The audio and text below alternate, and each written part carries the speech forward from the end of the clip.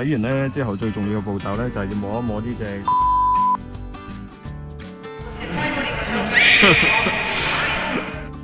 睇睇先，睇落唔比蓬萊軒差喎，係咪？1534 yen。我哋行咗2層，已經用咗3個鐘頭嘅時間啦。咁但係呢度好似話有7層喎，所以喺度好彩有地方坐下，買啲嘢飲，休息下。大家好，我而家咧就嚟咗台中嘅國際機場。咁因為我哋即將要出發去呢個名古屋進行我哋8日7夜之旅啊！而家出發啦 ，Let's go！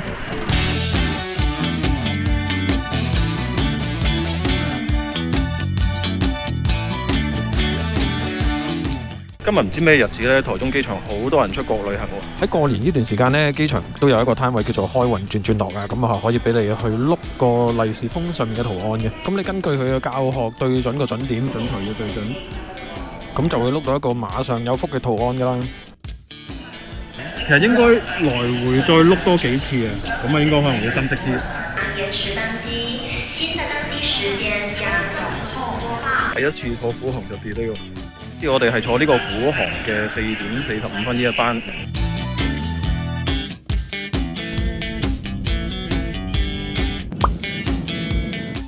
我哋而家已經到咗名古屋嘅機場啦，咁結果咧又唔係話 delay 咗好多，咁8點9啊，而家當地嘅時間係埋行李9點20分。而家話名古屋嘅天氣咧得4度咯，咁但係其實我又唔覺得好凍嘅喎。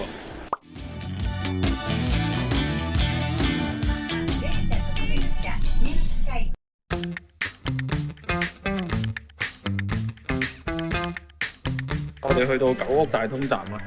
差唔多夜晚11點嘅時間啦，咁我哋就快到我哋嘅酒店啦。喂，點解行呢邊嘅？係得呢度有得上嘅咩？呢一間係我哋6年前住嘅酒店啊，但係我哋今次唔係住呢間，我哋今次咧就再住行前多2條街嗰個酒店。咁好啊！呢間就我哋今晚住嘅酒店啦。包3下紅先。睇下間房咩樣先。哇，2張拍埋咗嘅雙人床，都夠大喎。有張台同埋有張凳喺度，夠位打開個行李箱，埋個廁所先。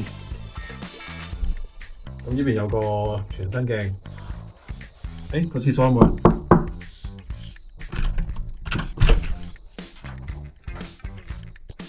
咁嘅廁所啦，有個浴缸，貼心喎。佢俾一個小朋友嘅睡衣喎，哇！呢個好靚喎，唔捨得拆嘅。佢呢度大堂嗰啲牙膏、牙刷啊、咖啡啊、毛巾啊、女士嗰啲化妝水咧，都係可以俾你任攞嘅，同埋有好多都係 Made in Japan 嘅。啱啱喺樓下見到咧，有個唔知咩國家嘅女人啦，咁啊喺度攞個膠袋咧，咁啊裝住晒嗰啲免費任攞嗰啲咖啡啊、牙膏、牙刷啊咁樣。好肚餓，我哋就食呢間啦。求其嗌咗3碗拉麵，但都好似好正咁樣。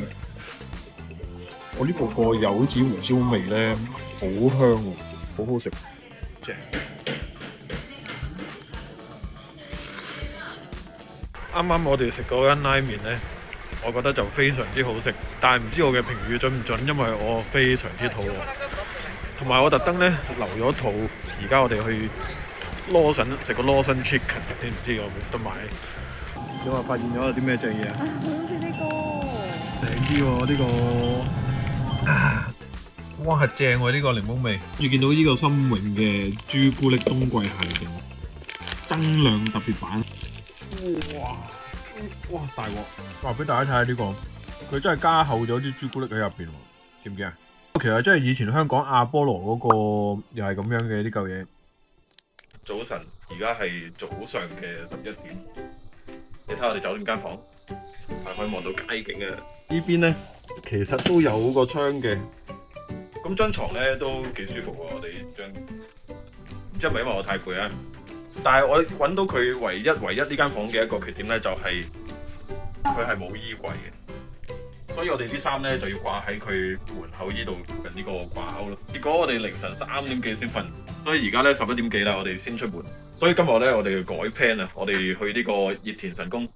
由我哋酒店出發，跟住然之後行5分鐘去九屋大通站，跟住我哋再坐7個站咧，我哋就可以去到呢個熱田神宮噶啦。跟住佢會有好多指示教你點樣行去熱田神宮嘅，所以你唔使擔心蕩失路。嚟到熱田神宮咧，除咗拜拜之外咧，就係要感受下佢呢度周圍寧靜嘅環境。呢度有好多樹木咧，已經有1000年以上嘅歷史㗎啦。佢呢度仲有個寶物館咧，入邊收藏咗超過6000件以上嘅文物嘅。太陽開始出嚟啦，好舒服啊！原來入邊係咁多人嘅喎。嚟到熱田神宮咧，其實其中一個最重要嘅景點咧就係呢一個草薙館，但係佢今日竟然係點解會咁㗎？佢入邊係話擺咗3大神器之一嘅草薙劍喺入邊咧，同埋可以俾你揸起嚟、舉起嚟玩咁樣，睇下你舉唔舉得起咁樣。啱啱有幾個日本人嚟到見到休館咧，都表示好驚訝咁樣，所以應該唔係我嘅問題，係佢咁啱真係突然間休館啫。隔離嗰度有間食烏冬嘅，咁啊食咗嘢先啦。呢個烏冬都好似幾正咁喎。飛駝牛嘅薯餅350 yen， 駝牛夾埋啲薯仔蓉，好好味。昭和60年，即係1985年，即係我咯。今年犯太歲啊嘛，所以我而家喺呢個係厄隨祈願。過班。好，第5籤係呢個小吉，32籤係吉。咁跟住你呢個係本吉。日本求籤好體貼嘅，佢一定唔會放支空嘅籤喺入邊啊，起碼都有個小吉咯。有你有見到人哋查到空籤咩？係啊，冇嘅，應該唔會有。咁佢應該真係好黑仔咯。佢厄大魔像好貴喎，1200一招。好靚喎呢個。喺台灣揸車應該係買個交通手。最後因為價錢太貴啦，所以我就冇攝到太歲。中意行神社嘅朋友呢，咁熱田神宮無論係佢嘅歷史背景啦，或者佢嘅環境呢，咁都好值得大家嚟呢度參拜一下。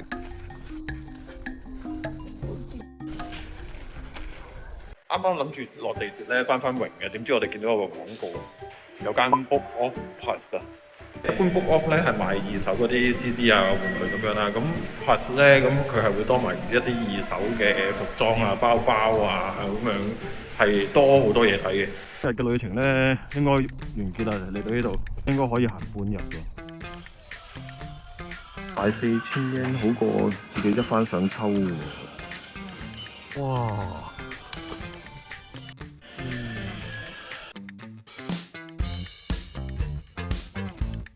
唔小心買咗咁多嘢，但係咁多嘢10000 yen都唔使，係咪抵先？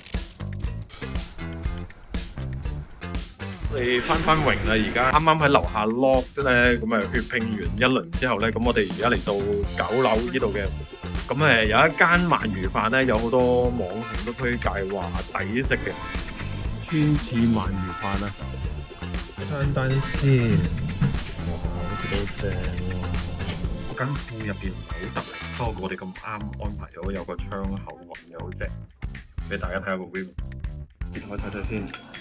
哇！啱食鰻魚飯咧，其實好簡單，就係第一食就係食佢嘅原味，第二食咧就係食下啲配菜，華沙比啊、紫菜啊咁樣。咁第三食咧，咁就係用湯，用呢個湯去撈嗰啲泡飯咁樣食。咁啊3食鰻魚飯，最後都係6534 yen， 真係冇介紹錯喎，個價錢差唔多係蓬萊軒嗰啲嘅一半都冇。我哋嚟到唔使話排隊排好耐咯，好快就入得去坐啦。佢仲要個位置又好咧，佢喺呢個 loft 嗰個商場嘅樓上。咁我哋行到攰又可以上嚟食嘢。咁我哋而家食完嘢咧，行落翻2層咧，咁我哋又可以再繼續去 shop。終於翻到酒店啊！啱啱去咗一個好恐怖嘅地方啊，就係 Donkey， 行到腳都跛埋。呢啲就我哋今日喺 Book Off 買嘅嘢啦。咁但係淨係得呢隻唔飯係我嘅啫。咁啊，之前一番想抽嘅。好啦。嚟到第3日啦，我哋今日又遲咗出門，因為尋日行得太多路咧，真係太攰啦。所以我哋今日個行程咧就簡單啲，我哋就會去名古屋港嘅水族館。咧我中意住喺榮呢一區嘅，因為基本上去任何嘅景點咧都係喺榮呢度坐地下鐵啦，咁啊，然之後就可以去到所有大部分嘅景點啦。我哋咧已經到咗名古屋港嘅呢個站啦，咁水族館咧就係喺出口3呢度嘅。咁佢地鐵嗰啲指示都做得好清楚啊，所以你唔怕行錯出口啊！一出嚟就係見到呢個名古屋水族館啦。咁我哋啱啱喺 Agoda 咧已經買咗飛啊，大概400蚊台幣一位大人啦。哇！今日天氣好好啊，入口同埋水族館呢，都有一段距離喎。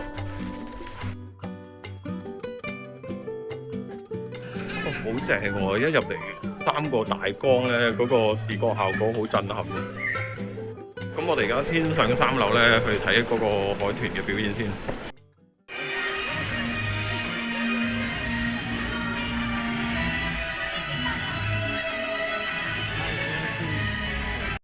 佢水族館呢度呢，每隔1-2個鐘頭就會有一啲表演嘅，所以如果你哋大家想睇嘅話呢，建議先去佢哋嘅官網睇下當日有咩表演。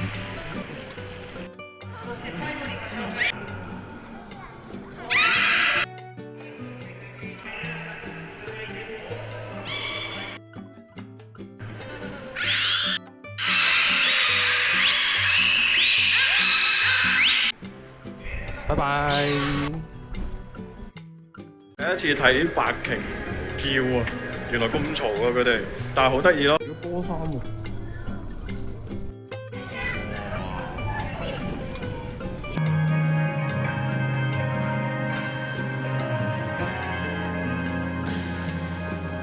我哋而家離開呢個水族館啦，咁等我做個簡單嘅總結啦。咁呢個水族館呢，我覺得係絕對值得嚟嘅，咁個 CP 值好高。入邊要睇嘅嘢都差唔多有齊啦，咁啊白鯨啊，好嘈嗰隻呢，咁同埋海豚啊、水母啊、海龜啊、企鵝啊等等啊，全部都有齊晒。同埋因為入邊太黑呢，咁正話其實有好多地方冇影到出嚟嘅。咁好似啱啱我嗰個沙甸魚風暴咁樣啦，其實現場睇呢，你係更加壯觀啲嘅。咁我用手機拍出嚟嗰個 quality 就唔係太好啦。咁不過呢個有機會等大家自己去呢度去感受一下啦。轉下眼呢，我哋而家嚟到呢個上前津車站啊。之前查過呢，大須商店街附近呢，有一間3層高嘅夾公仔鋪呢，我哋都有 plan 咗上去嘅。12號出口一出轉左行2分鐘呢，咁啊嚟到呢個大須商店街噶啦。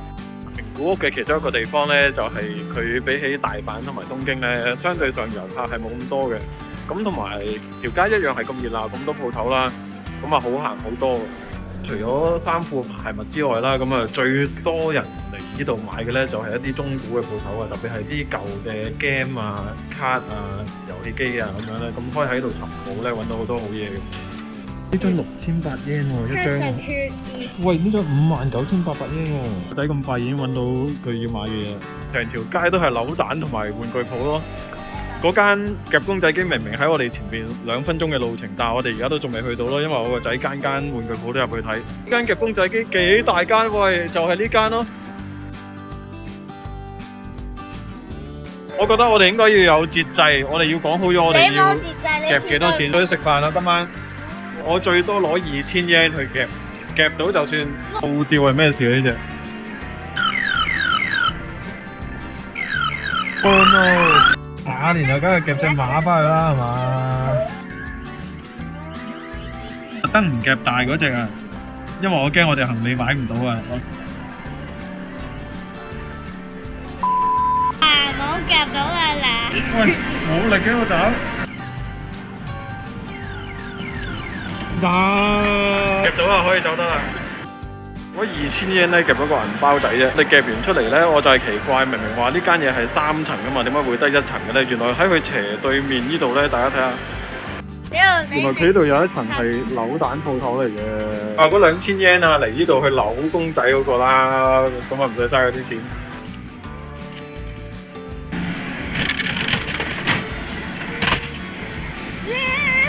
真係呢個啊？係啊係啊係啊！大須依間當時好少人喎，同榮嗰間爭得唔多，所以咧建議大家如果嚟行當期嘅話咧，可以行大須呢一間。呢個日本做喎，要買喎。最後我哋嚟食依間台灣都有分店嘅一人燒肉。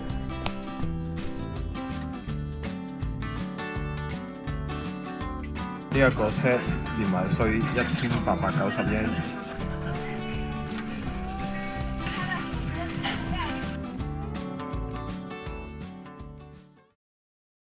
嚟到第4日嘅行程啦，咁而家咧已經係11點幾啦，咁我哋今日又瞓晏咗啦，早餐都食唔到。咁我哋今日呢個行程就簡單少少，想遊行翻少少，咁所以呢，我哋而家就準備去呢個名古屋嘅科學館。經過呢一間，咁啊入去試下啦。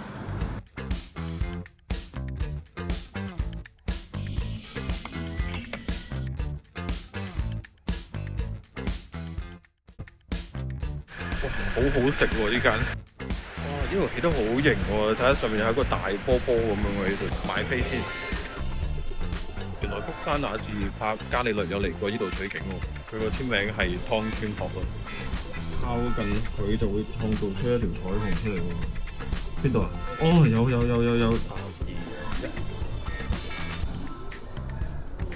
搞得佢。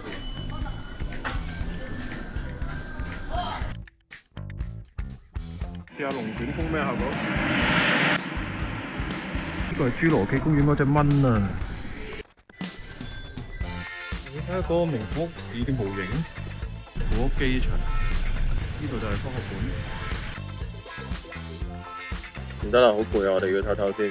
我哋行咗2層，已經用咗3個鐘頭嘅時間啦。咁但係呢度好似話有7層喎，所以喺度好彩有地方坐下，買啲嘢飲。休息啊！今日咧個行程就簡單少少，想遊行翻少少咁。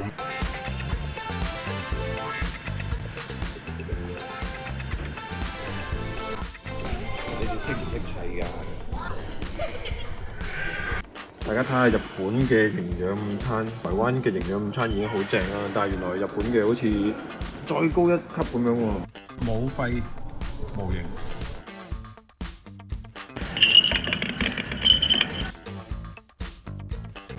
好啦，我哋而家正式離開呢個科學館啦。我哋總共行咗差唔多有5個鐘，我哋由11點幾開始行嘅。哇，真係好大啊！黐線。咁佢入邊嗰啲俾你互動嘅設備呢，起碼我目測起碼超過200-300個嘅。所以如果你要全部玩晒嘅話呢，你一日都玩唔完嘅。不過自己個人就最中意入邊嗰個嘅宇宙館啊。咁入邊有啲諗法或者嗰個場地嘅設計呢，我覺得係好有意思嘅咧。同埋今日咧，佢有個天象儀啦，咁就冇開到啦，咁要去到3月中先至要重新開幕翻。咁呢個有啲可惜嘅，睇唔到。咁但係都夠皮啦，其實好攰啊！今日已經行到，覺得大人同小朋友咁，如果本身你對科學館係有興趣嘅話咧，咁嚟到一定係好開心嘅。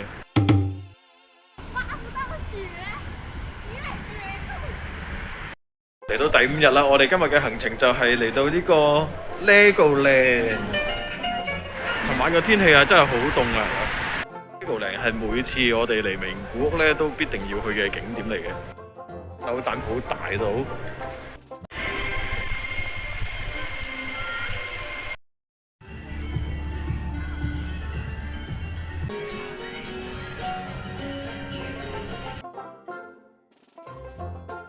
哎呀，好可惜啊！今次個觀景塔冇開啊！我哋中意 Legoland 嘅其中一個原因咧，就係佢人流唔係太多，咁遊樂設施咧都唔使話排好耐嘅。又落雪啊，好凍啊！睇下你個頭。呢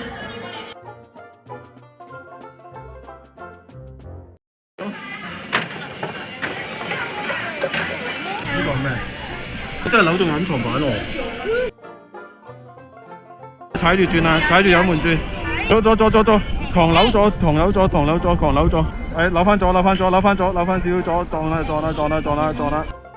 跟住好多人都會中意嚟呢個 Miniland 嗰個打卡啦。咁因為呢度咧用 Lego 咧就砌咗好多個世界著名嘅景點出嚟，咁啊好靚嘅，咁同埋配合翻嗰個背景，咁啊可以影到好多靚相。呢個就係我哋尋日去嘅名古屋科學館啊！今日我哋嘅行程又差唔多啦，咁之後就係翻去榮嗰頭，又係行街食飯啦。今日咧，我哋又坐地鐵嚟咗呢個名古屋車站，咁我哋而家咧就轉呢個名鐵線，我哋要去呢個犬山。咁我哋坐咗半個鐘之後咧，咁就嚟到呢個犬山遊園站。根據佢嗰個指示咧，咁喺橋呢度轉左行800米咧，咁我哋喺前邊咧，咁啊見到呢個犬山城啊。呢度環境相當之舒服啊，但係今日其實好凍啊，天氣得1度。沿路咧都有好多公廁啊，所以大家嚟到咧唔使驚冇廁所去。同埋啲公廁都起得好靚。犬山呢度有間神社好出名嘅，佢出名在於你可以喺度使錢。我哋首先要用100 yen 咧買個籃先，咁然之後等等咧要點埋呢支蠟燭，咁跟住咧我哋就將要使嘅錢咧就擺喺個籃嗰度，咁有1000 yen，有啲台幣5蚊，可以使錢啦。好啦，夠啦。咁跟住洗完咧之後，最重要嘅步驟咧就係要摸一摸呢隻青蛙，曬翻乾啲銀紙先。大家都喺度曬銀紙。青蛙嘅日文咧 kaeru 咧同翻嚟啦個意思係一樣嘅，咁所以即係代表你摸隻青蛙咧，啲錢就會兜口兜面咁樣翻晒嚟。你應該坐喺度等錢嚟揾你。跟住終於嚟到我哋今日旅程嘅主角啊！入城之前呢，我哋要喺門口除鞋先嘅。條樓梯幾窄㗎，所以上落都要小心少少。我哋而家上到最頂嗰度啦，好靚啊風景，小心唔好跌咗部電話落街喎。哇！有個 view 幾正。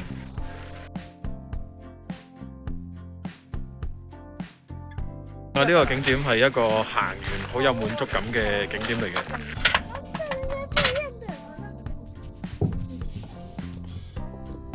呢邊呢條美食街呢，掃街一流啊！建築呢都好有京都嘅 feel。你睇呢個薯條幾長？咁呢條美食街咧好長嘅，咁啊建議大家咧可以逐間試，咁就唔好好似我哋咁樣咧喺街頭已經食到飽晒。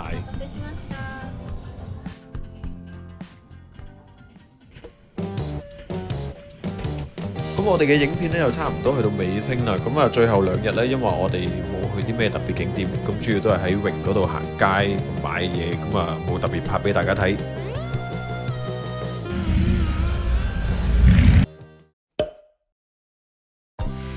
好啦，而家啱啱咧翻酒店附近啦。咁啱啱嗰間燒肉咧真係幾抵食喎！我哋3個人咧最後單係10,500 yen。咁肉係任食，同埋嘢飲都係任飲嘅。咁但係唔知點解會咁少人咯？我哋最後成間餐廳都係坐滿2台、3台左右嘅。咁我哋聽日咧就會坐飛機翻台灣嘅啦。6年前喺我哋去名古屋最後嗰日呢，我就係喺呢條天橋望住呢度個街景呢，喺度諗緊下次嚟名古屋係幾時呢？點知一隔呢就隔咗6年，因為我哋去完冇幾耐呢就爆發疫情啦。咁6年後嘅今日呢，咁我哋先至再翻嚟名古屋。